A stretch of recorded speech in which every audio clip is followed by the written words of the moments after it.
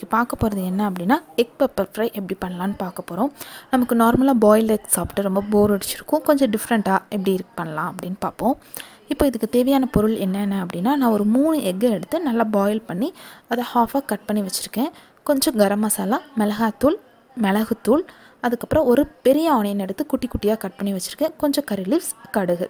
இப்போ இதான் நமக்கு தேவையான பொருள். நம்ம எப்படி பண்ணலான்னு பார்க்கலாம். இப்போ நான் ஒரு பேனை சூட் பண்ணி அதில் கொஞ்சோண்டு ஆயில் ஆட் பண்ணுறேன். ஆயில் சூடானதுக்கு அப்புறம் அதில் கடுகு ஆட் பண்ணுறோம். ஒரு 1/2 டீஸ்பூன் போதும்.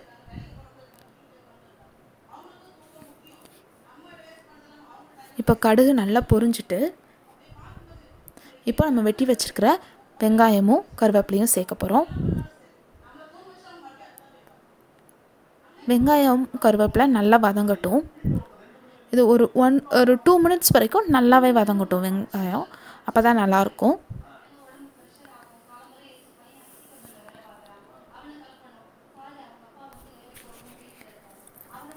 வெங்காயம் நல்லா வதங்கிட்டு இப்போ இதுக்கு தேவையான மசாலா எல்லாம் நம்ம சேர்த்துடலாம்.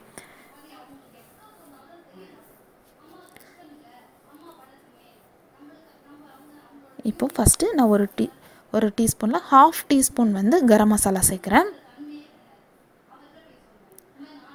இது மிளகாத்தூள் உங்களுக்கு தேவையான அளவு சேர்த்துக்கோங்க. உங்களுக்கு கொஞ்சம் காரம் அதிகமாக வேணும்னா நீங்கள் 2 டீஸ்பூன் சேர்த்துக்கோங்க, இல்லைனா 1 டீஸ்பூன் போதும். அதுக்கப்புறம் நம்மளோட பெப்பர் பொடி கொஞ்சமாக சேர்த்துக்கலாம்.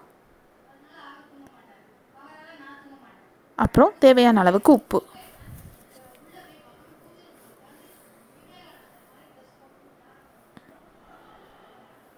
இப்போ இதை நல்லா வதங்கிடலாம். எண்ணெயிலேயே வதக்குங்க.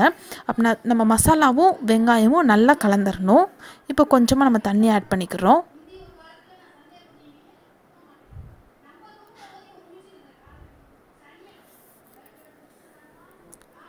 இப்போ இதை நல்லா வதங்கட்டும். நம்மளோட வெங்காயம் மசாலா எல்லாமே நல்லா கலந்துட்டு இப்போ நம்ம வெட்டி வச்சுருக்கிற முட்டையை எடுத்து அதில் போடுறோம்.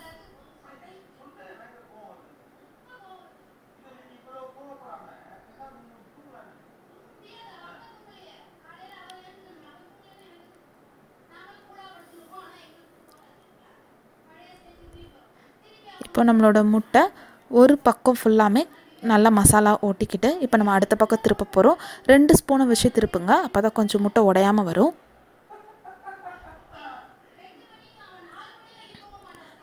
இப்போ இதை நல்லா விட்டுறலாம். மறுபடியும் நம்ம திருப்பி போடுறோம். மசாலா எங்கேயாவது எக்ஸ்ட்ரா இருந்துச்சுன்னா அதை நீங்கள் எடுத்து முட்டை மேலே போடுங்க. இதை நீங்கள் வந்து சிம்மில் வச்சு பண்ணணும். ஒரு 2 மினிட்ஸ் இது அப்படியே இருக்கட்டும். இங்கே பாருங்கள், நல்லா நம்ம மசாலா எல்லாமே முட்டை மேலே ஒட்டிட்டு நம்ம எக்ஸ்ட்ரா இருக்கிற மசாலாவையும் நம்ம எடுத்து முட்டை மேலே போட போகிறோம்.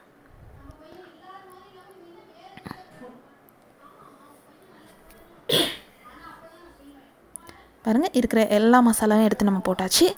ரொம்ப டேஸ்ட்டாக வந்திருக்கு எக் பெப்பர் ஃப்ரை. நீங்களும் உங்கள் வீட்டில் ட்ரை பண்ணி பாருங்கள். எப்படி வந்துச்சுங்கிறத எனக்கு கமெண்ட்டில் சொல்லுங்கள். உங்களுக்கு பிடிச்சிருந்துச்சி அப்படின்னா லைக் பண்ணுங்கள், ஷேர் பண்ணுங்கள், என்னோடய சேனலை சப்ஸ்கிரைப் பண்ணுங்கள்.